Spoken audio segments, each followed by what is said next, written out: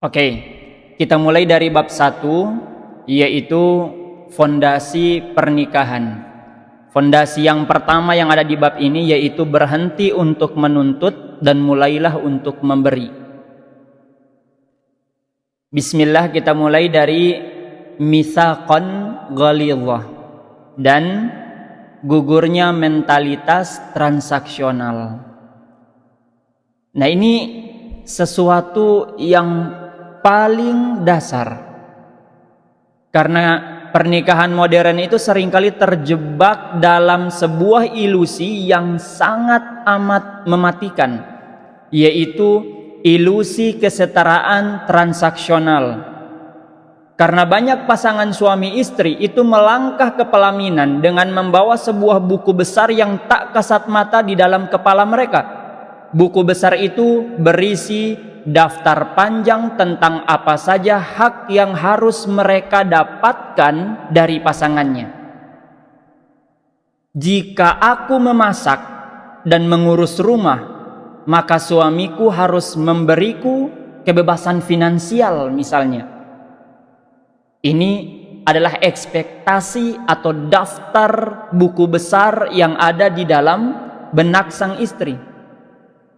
Suami pun sama, jika aku sudah banting tulang mencari nafkah misalnya, maka istriku tidak boleh menuntut waktu liburanku di akhir pekan. Nah, pola pikir yang semacam ini yang dalam ilmu psikologi sosial sering dikaitkan dengan teori pertukaran sosial, tapi dalam versi negatifnya, yaitu memandang interaksi manusia itu murni berdasarkan analisis untung rugi. Ketika pola pikir yang seperti ini dibawa ke dalam ruang privasi, dibawa ke dalam rumah tangga, maka pernikahan itu berubah menjadi layaknya sebuah perusahaan kongsi. Jika satu pihak merasa rugi atau haknya belum terpenuhi, ia akan langsung menghentikan suplai kewajibannya sebagai bentuk protes. Karena ya seperti perusahaan kongsi, untung lanjut, rugi putus.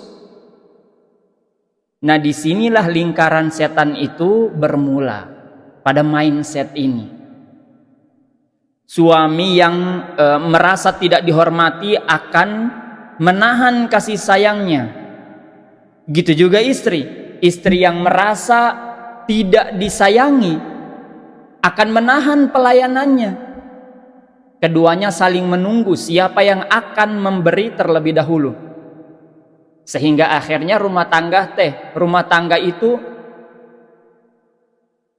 mengering dan mati rasa. Nah, disinilah Islam itu memberikan pondasinya supaya hal-hal yang seperti ini tidak masuk di dalam rumah tangga kita. Islam datang untuk mendekonstruksi mentalitas kerdil yang seperti ini. Dalam Al-Quran, biarpun jabat tangan terus saya terima nikahnya itu kan kita sebut dengan akad. Tapi di dalam ayat Al-Quran Allah tidak menyebutnya dengan akad. Dalam Al-Quran Allah Subhanahu wa Ta'ala itu menyebutnya dengan istilah yang sangat berat dan mendalam. Jadi bukan kontrak kesepakatan, bukan aqdun, tapi mitsaqan ghalidhah, perjanjian agung, perjanjian yang sangat berat. Bisa kita lihat misalnya di ayat ke-21 dari surat An-Nisa. Dan mereka istri-istrimu telah mengambil dari kamu perjanjian yang sangat kuat, yaitu mitsaqan ghalidhah.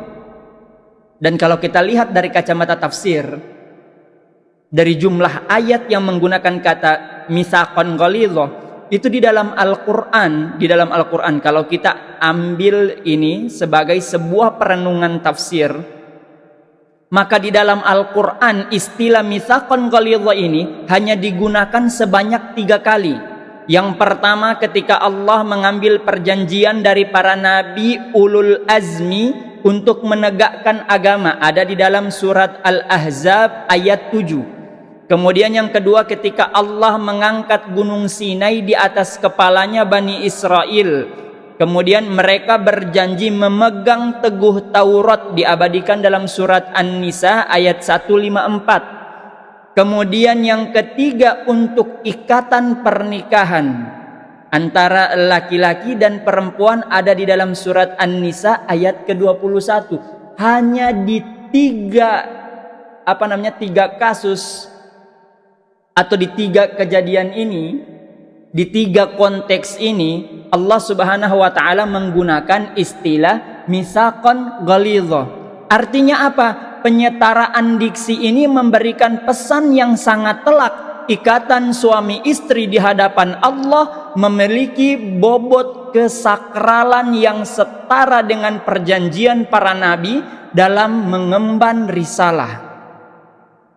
Ia bukan sekedar tanda tangan di atas buku nikah, enggak. Ia adalah janji langsung kepada Sang Pencipta untuk menjaga, mengayomi dan saling menunaikan amanah. Perjanjian yang berat. Jadi ketika seorang suami menyadari bahwa istrinya adalah amanah dari Allah yang diambil dengan mitsaqan ghalidha, ia harusnya tidak akan berani menzaliminya, apalagi mengabaikan perasaannya. Begitu pula ketika seorang istri memahami bobot ikatan ini, ia akan memandang baktinya kepada suami bukan lagi sebagai bentuk penundukan atau pengekangan, melainkan sebagai manifestasi ketaatannya kepada Rabb-Nya Allah Subhanahu wa ta'ala. Indah. Nah, sekarang coba kita lihat secara empiris. Ada yang disebut dengan kekuatan reciprocity, ya, atau kekuatan timbal balik di dalam otak manusia. Dalam ilmu psikologi dan juga neurobiologi itu terdapat konsep yang disebut dengan law of reciprocity atau hukum timbal balik. Metode ini sering disebut juga dengan metode mirroring. Otak manusia itu didesain untuk merespon kebaikan dengan kebaikan. Itu defaultnya seperti itu. Ketika seseorang itu secara konsisten memberikan perhatian, memberikan pelayanan dan juga pemenuhan kebutuhan pasangan tanpa diminta dan juga tanpa pamrih, bagi otak pasangan yang mengatur empati dan juga ketertarikan emosional seperti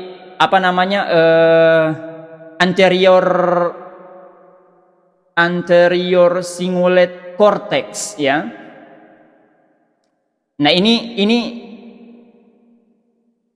dalam otak itu akan langsung terstimulus. Hal ini memicu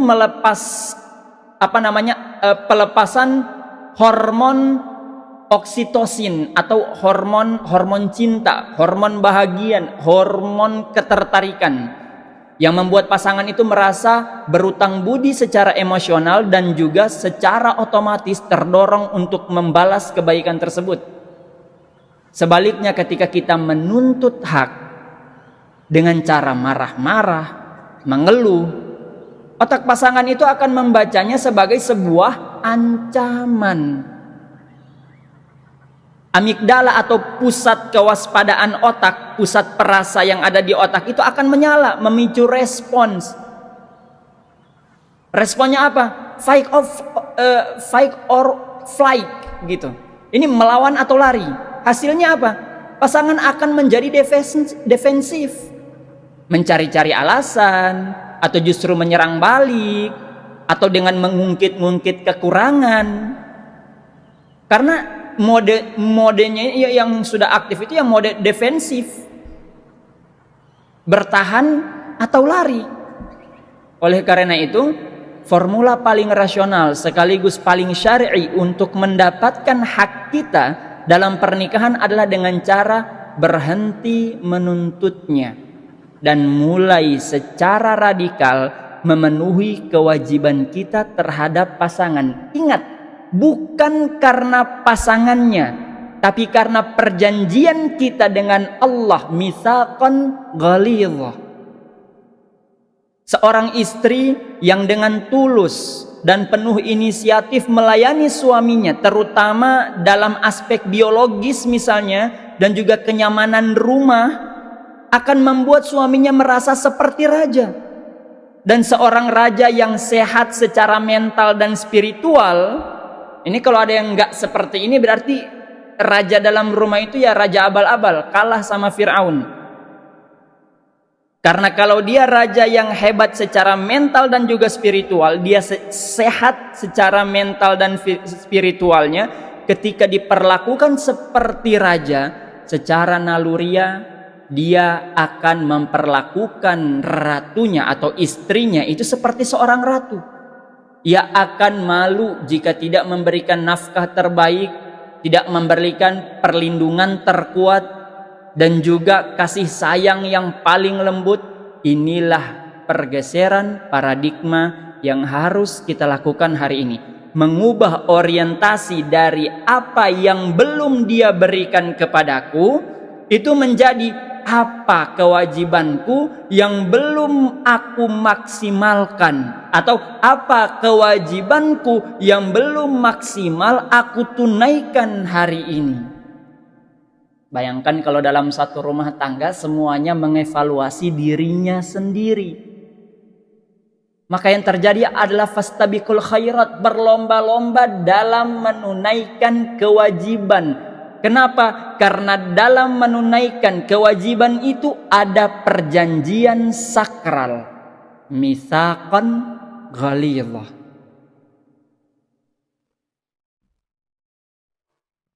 Nah, sekarang kita masuk pada ruang kontemplasi. Pernikahan bukanlah kalkulator tempat engkau menghitung untung dan rugi, melainkan ladang amal tempat engkau menanam ketulusan. Berhentilah menuntut pasanganmu menjadi sempurna. Mulailah dengan menyempurnakan kewajiban sendiri di hadapannya. Sebab sehebat apapun engkau menuntut, hati manusia hanya bisa ditundukkan oleh kelembutan akhlak dan keikhlasan pengorbanan. Ingatlah, engkau membuat atau berbuat baik pada pasanganmu pada hakikatnya bukan semata-mata untuk dirinya, melainkan agar Allah tersenyum melihat caramu menjaga amanahnya. Nah, mungkin di antara kita akan ada yang bertanya,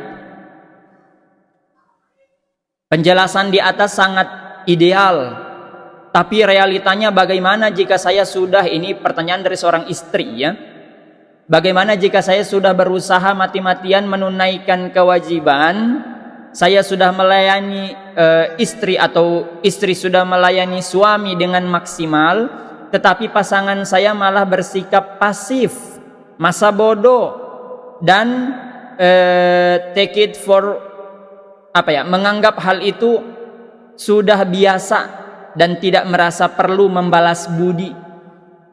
Bukankah kalau saya diam saja dan terus memberi, saya malah dimanfaatkan?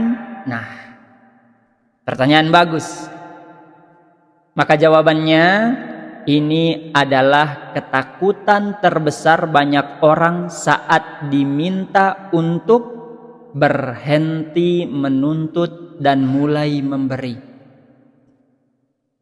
Kenapa? Karena ada was-was, ada ketakutan. Saya dimanfaatkan aja nih. Saya terus yang memulai dan yang lain-lain. Secara psikologis ini wajar. Namun ada 3 prinsip yang harus dipegang ketika menghadapi situasi ini. Yang pertama, luruskan niat. Ketika Anda melayani pasangan, niatkan lillahi ta'ala, karena Allah. Jika niat Anda murni mendapatkan balasan dari pasangan, Anda akan cepat lelah dan kecewa, burn out. Namun jika Anda menunaikan kewajiban karena tahu bahwa Allah sedang menilai ibadah Anda, rasa lelah itu akan berubah menjadi kenangan jiwa. Anda tidak lagi tersandra oleh reaksi pasangan, tidak peduli. Kemudian yang kedua, memberi bukan berarti hilang ketegasan. Fokus menunaikan kewajiban tidak sama dengan menjadi keset kaki yang bisa diinjak-injak, tidak. Ada prinsip. Jika pasangan mulai melalaikan kewajibannya secara fatal, misalnya suami tidak menafkahi padahal mampu, atau istri terus-menerus menolak suami tanpa uzur syar'i, Anda berhak mengkomunikasikannya. Namun komunikasikanlah komunikasikanlah bukan dalam bentuk tuntutan emosional, melainkan dialog asertif, ya, evaluasi bersama, saling mengakui kekurangan, lalu bangun komitmen untuk saling memperbaiki. Nah, yang ketiga dari pertanyaan tadi, pilih waktu dialog yang tepat. Jangan menuntut hak di saat pasangan lelah, lapar, atau saat hasratnya sedang memuncak. Penuhi dulu kebutuhan dasarnya. Ketika perutnya kenyang, fisiknya rileks, hasrat biologisnya telah tersalurkan dengan baik, ego manusia berada di titik paling rendah. Itulah saat terbaik untuk membisikkan isi hati Anda. Seorang suami yang baru saja mendapatkan pelayanan istimewa dari istrinya akan jauh lebih lunak hatinya saat mendengarkan keluh kesah atau kebutuhan istrinya. Begitu pula sebaliknya. Baik, nanti kita akan masuk pada bahaya laten silent treatment. Hati-hati ini, ada silent treatment atau menghukum pasangan dengan cara mendiamkannya. Ini akan berpotensi menghancurkan pernikahan. Kita akan bahas di pertemuan-pertemuan berikutnya, insya Allah.